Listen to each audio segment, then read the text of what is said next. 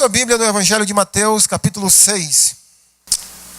Vamos ler uma passagem bem conhecida de Mateus 6, do versículo 25 ao 34. Diz assim a palavra do Senhor: Por isso vos digo, não andeis ansiosos pela vossa vida, quanto ao que haveis de comer ou beber, nem pelo vosso corpo, quanto ao que haveis de vestir. Não é a vida mais do que o alimento, e o corpo mais do que as vestes? Observai as aves do céu, não semeiam, não colhem, nem ajuntam em celeiros. Contudo, vosso Pai Celeste as sustenta. Porventura não valeis vós muito mais do que as aves? Qual de vós, por ansioso que esteja, pode acrescentar um côvado ao curso da sua vida? E por que andais ansiosos quanto ao vestuário? Considerai como crescem os lírios do campo. Eles não trabalham nem fiam. Eu, contudo, vos afirmo que nem Salomão, em toda a sua glória, se vestiu como qualquer deles. Ora, se Deus veste assim a erva do campo, que hoje existe e amanhã é lançada no forno, quanto mais a vós outros, homens de pequena fé? Portanto, não vos inquieteis dizendo: que comeremos? Que beberemos? Ou com que nos vestiremos? Porque os gentios é que procuram todas estas coisas, pois vosso Pai Celeste sabe de que necessitais de todas elas. Buscai, pois, em primeiro lugar o seu reino e a sua justiça, e todas essas coisas vos serão acrescentadas. Portanto, não vos inquieteis com o dia de amanhã, pois o amanhã trará os seus cuidados. Basta o dia o seu próprio mal. Vamos orar mais uma vez. Nosso bom Deus, nós te damos graça mais uma vez por esse dia que o Senhor nos abençoou com o mesmo. Te damos graça, meu Senhor, por todas as bênçãos que o Senhor tem derramado em nossas vidas. Te damos graça, meu Senhor, por acima de tudo, pela tua salvação, por tua bondade, Senhor, por tua misericórdia ter nos alcançado. E agora, meu Senhor, nós pedimos perdão pelos nossos pecados e também te pedimos, meu Senhor, mais uma vez, a direção do teu Santo Espírito, para que a tua palavra venha a falar conosco nessa noite. Que ela possa, Senhor, trazer tudo aquilo que nós estamos precisando para a nossa vida, Senhor. Te pedimos isso em nome de Cristo Jesus. Amém. Meus irmãos, cada sociedade tem seus problemas. A gente, às vezes, imagina que um país como o nosso, um estado como o nosso, que além do nosso país estar vivendo o que está vivendo, o nosso estado é um dos mais pobres da federação. Talvez a gente imagine que somente nós temos problemas. Todas as sociedades, em qualquer lugar do mundo, elas vão ter os seus problemas. Os problemas dos discípulos de Jesus, as pessoas a quem Jesus endereçou essa palavra, a quem Jesus comunicou essa palavra que nós acabamos de ler, talvez não seja o problema de ninguém hoje à noite, pelo menos os que estão aqui. Porque o problema dos discípulos era duas coisas que Jesus pontua. A preocupação que eles tinham da escassez de alimentos. Período de muita pobreza no período de Jesus, naturalmente, como Israel era subjugada por Roma. Então, boa parte do povo judeu lutava com uma extrema pobreza. Então, naturalmente que essas pessoas estavam preocupadas, ansiosas com o que elas haviam de comer e também com o que elas iriam se vestir. A elas, naturalmente, a sua família. Isso talvez não seja problema para nenhum de nós, como eu falei hoje à noite. Só que esses dois problemas, citados aqui por Jesus em Mateus 6, 25 a 34, estava deixando os discípulos de Jesus ansiosos. preocupados. O texto, por 4 ou 5 vezes, repete essa palavra. Não andeis ansiosos. Esse problema também, aqui destacado por Jesus, não é problema para a maioria dos países de primeiro mundo. Que boa parte dos países de primeiro mundo, se não todos, pobreza é muito pequena, se é que existe. E se existe, não é uma pobreza extrema que falta o que comer ou o que vestir. Mas mesmo assim, se nós chegássemos num país de primeiro mundo, nós vamos encontrar pessoas ansiosas, preocupadas. Mesmo assim, se nós conversarmos com pessoas de um nível econômico muito mais elevado do que o seu, do que o meu, possivelmente muitas dessas pessoas estarão ansiosas, preocupadas. Porque, como eu destaquei, todo mundo tem seus problemas. O que pode nos deixar preocupados ou ansiosos? Eu diria que, pela experiência de vida, é uma área que mexe com o psicológico, o emocional de todos nós. Até algumas crianças lutam com a ansiedade. Coisas tão básicas ou simples para a criança, tipo um pai promete de dar um brinquedo para a criança. E ela fica ansiosa quando aquele brinquedo vai chegar. Hoje, os jovens também já experimentam isso. É muito comum essa época do ano a gente assistir reportagens falando de jovens que estão se preparando para o Enem ou para um concurso público, mas geralmente para o Enem, onde eles se prepararam às vezes 3 anos, estudando, se preparando, e quando está chegando esse momento, eles estão ansiosos. E essa ansiedade às vezes atrapalha até o rendimento deles na hora de executarem, de fazerem esse concurso tão esperado, lutando contra a ansiedade. Adultos, mais ainda, né? Ficam ansiosos, inclusive com o futuro dos filhos, com o amanhã. Então, é algo que mexe com todos nós.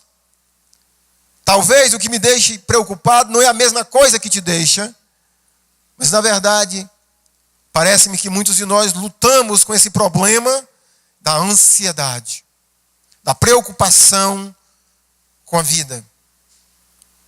Esse texto que Jesus nos dá, irmãos, então, conselhos, dicas de como vencer a ansiedade do dia a dia. O texto começa com um por isso. No verso 25, a primeira parte do texto diz: por isso eu vos digo. Esse por isso, naturalmente, está ligado com o que vem antes e depois do por isso. Por isso, Jesus está falando, em primeiro lugar, para pessoas que ele acaba de orientar, de alertar, que ninguém consegue servir a 2 senhores ao mesmo tempo. Os versos 19 a 24, Jesus parece tratar do problema de quem gosta de muito dinheiro, de quem é amante do dinheiro, dos bens materiais. E Jesus realça isso dizendo que ninguém consegue servir a 2 senhores ao mesmo tempo.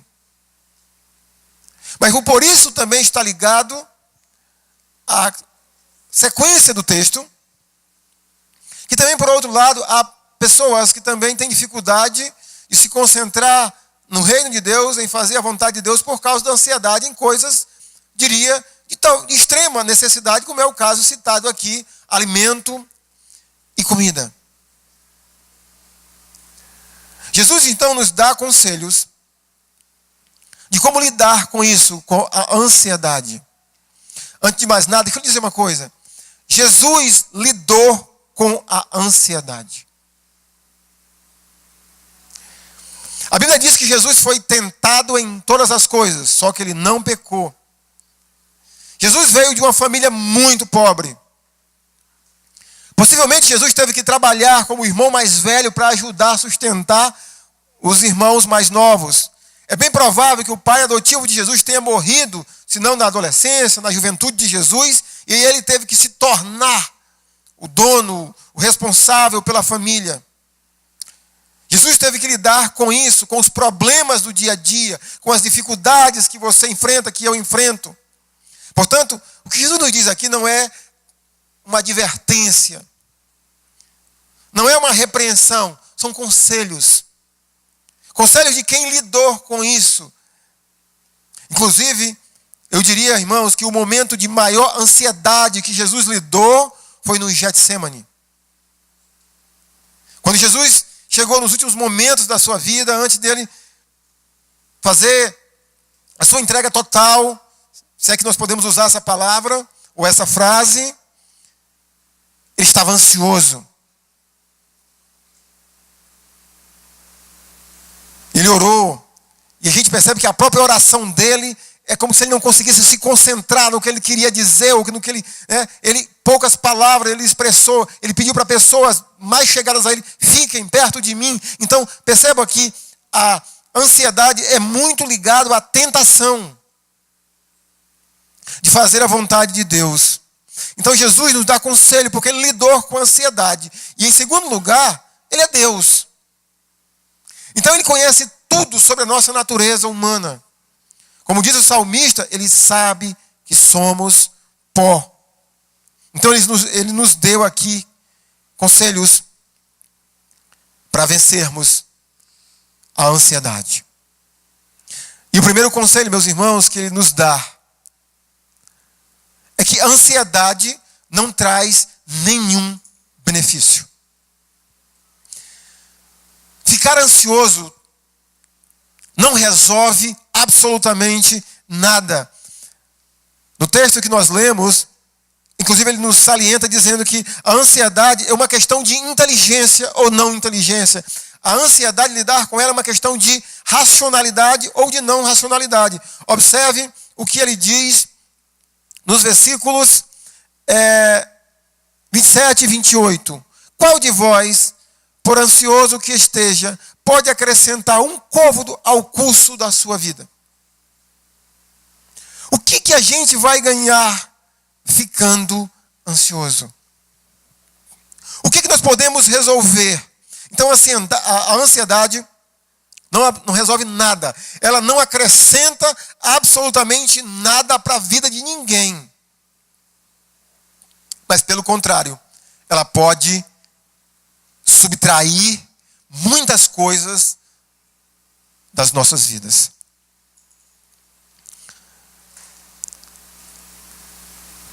É comum pessoas que lidam com picos de ansiedade,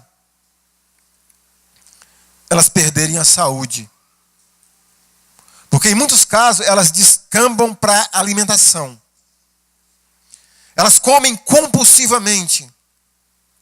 E essa comida ingerida de maneira equivocada desencadeia doenças como diabetes, pressão alta e tantos outros males do coração.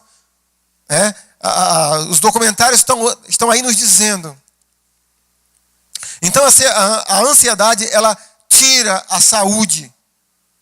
A ansiedade é uma das principais causas da depressão.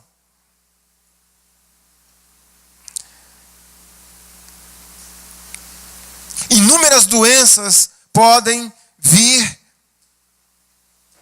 com a ansiedade ou em consequência da ansiedade de quem lida com isso e de quem não sabe resolver essa situação. Então, entenda o que Jesus está dizendo. Ela não resolve nada. Ela não acrescenta nada. Ela só tira a saúde e a paz de cada pessoa que não sabe resolver esse problema.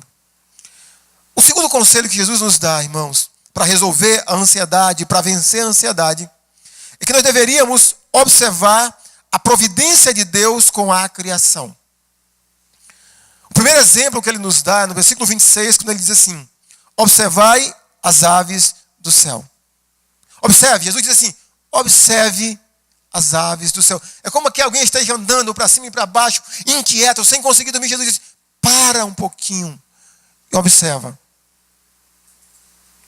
Observa a providência de Deus sobre toda a criação.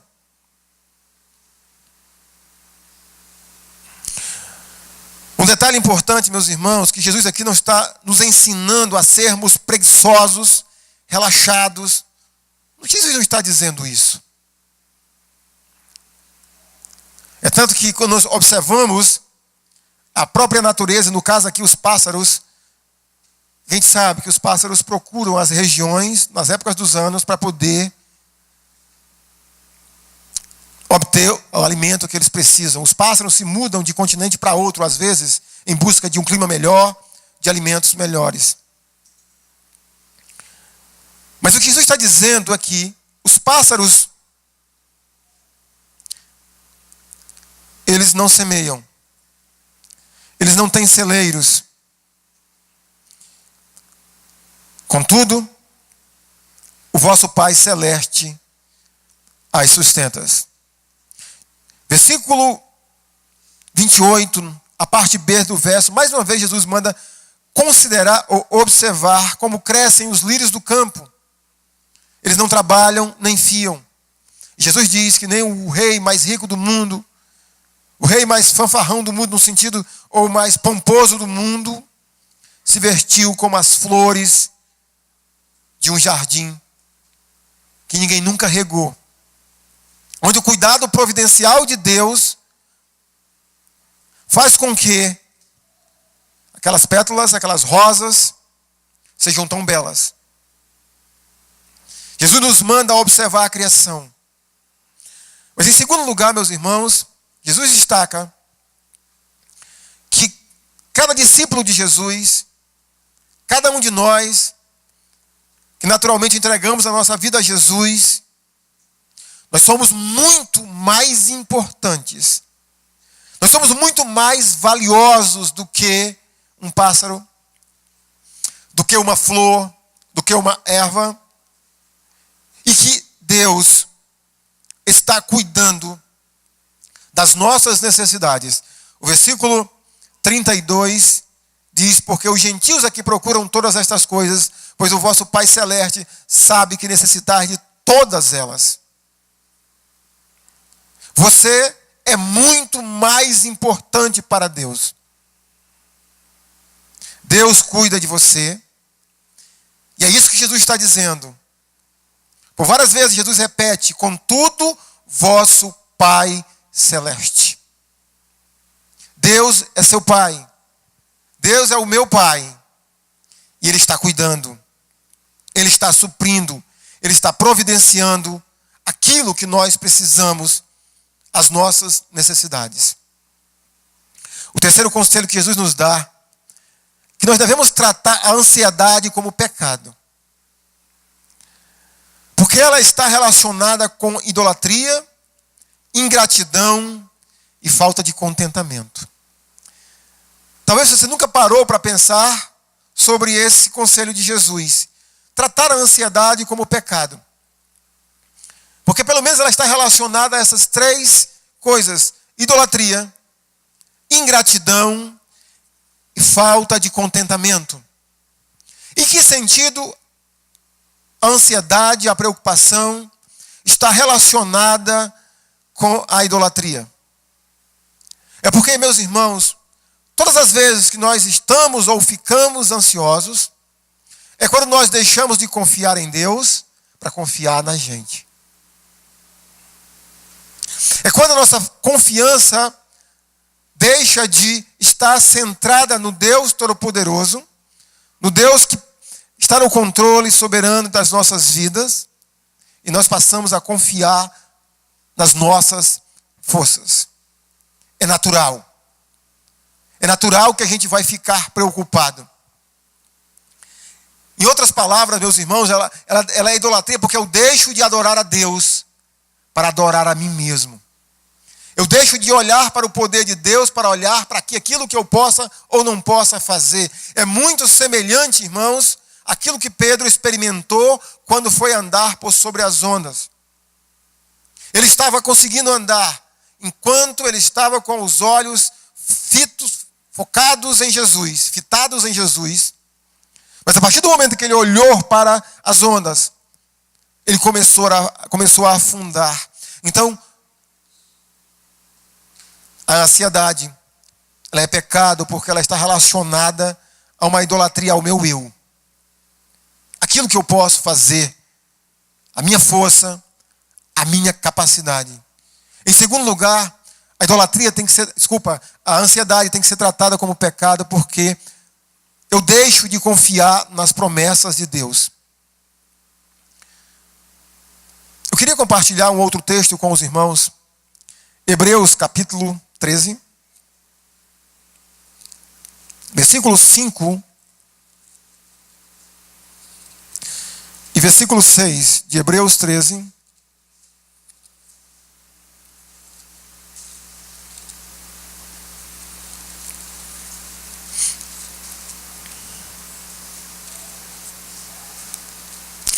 Olha as palavras do escritor sobre essa questão do cuidado de Deus para com nossas vidas.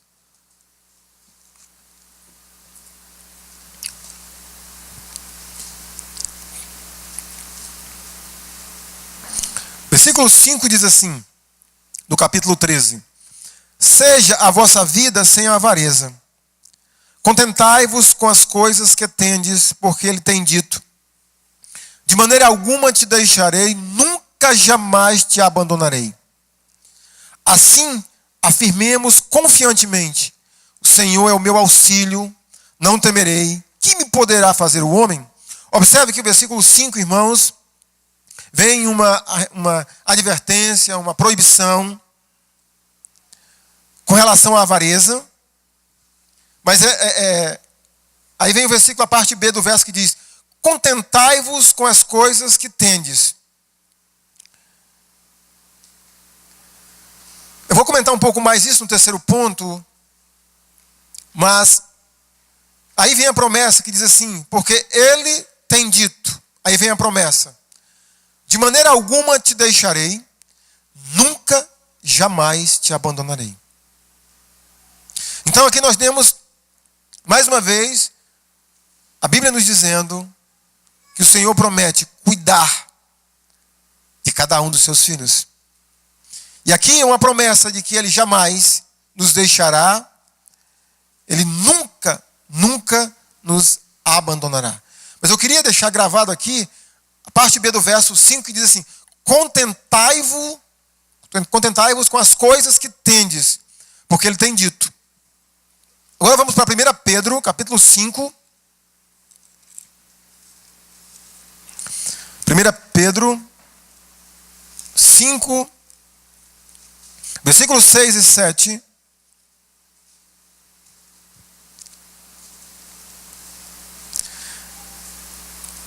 O que o apóstolo Pedro diz?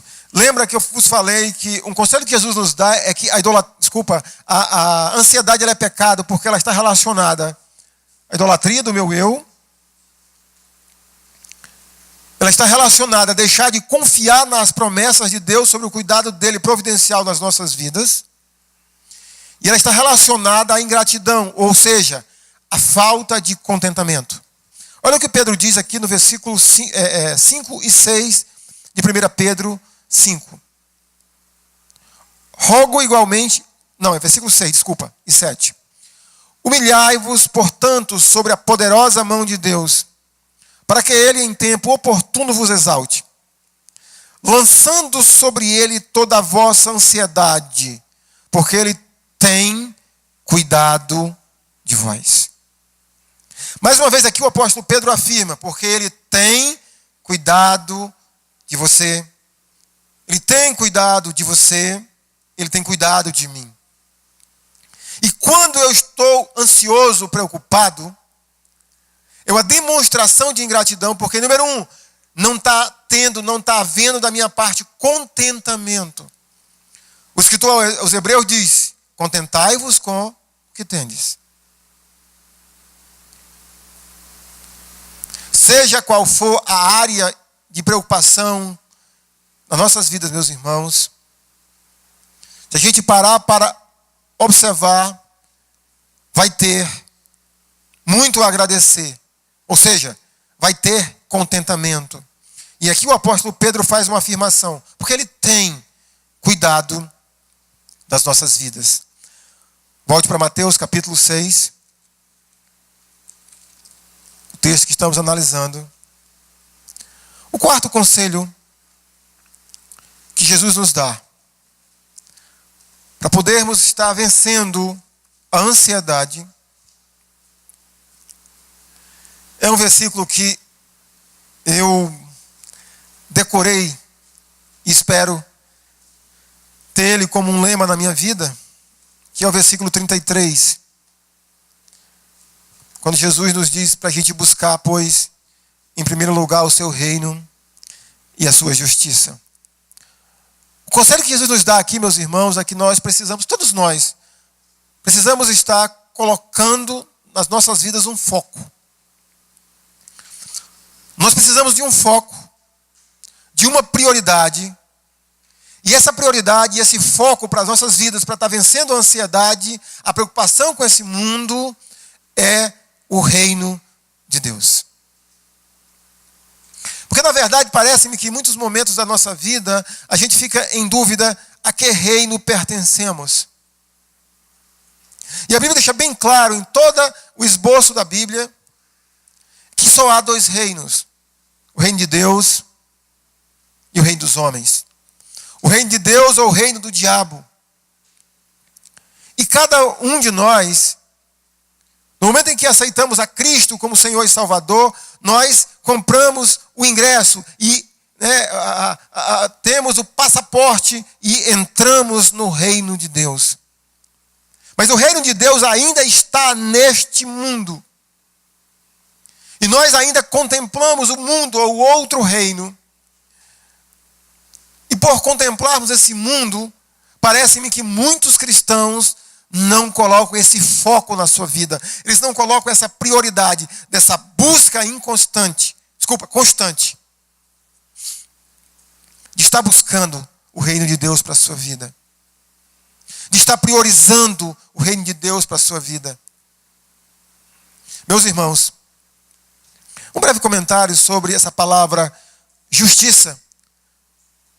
Aqui do versículo 33. Que tudo indica que essa justiça, claro que não é a justificação. É a justiça do ponto de vista de santificação. De buscar os valores do reino. De se investir no reino, como Jesus nos manda acumular tesouro. É de fitar os olhos no reino dos céus. É de buscar a justiça de Deus, de buscar a santidade de Deus. É de levar o evangelho para outras pessoas, para que outras pessoas possam adentrar ao reino de Deus. E quando, irmãos, nós colocamos o reino de Deus como foco, como alvo da nossa vida, é um passo muito importante para estar vencendo esse problema da ansiedade do dia a dia.